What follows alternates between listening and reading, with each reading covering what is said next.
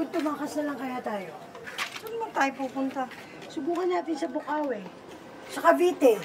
Anong gagawin natin doon? Nightclub. Pwede pa kaya tayo sa nightclub?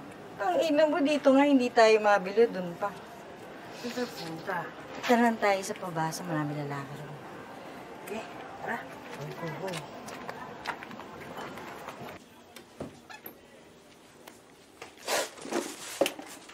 Hindi. Sige, upo ka na. Pasensya. Kanina pa kita iniintay. Ba't ngayon ka nang dumating? Pasensya ka na. Kinuha ko pa ito sa amin eh. Anong gagamitin sa inyo? At saka, ano ba nangyari sa'yo? Yun nga. Inaway ako ni Mrs. Pinalupa-lupa ako ng sandok. Sus Maria Jose.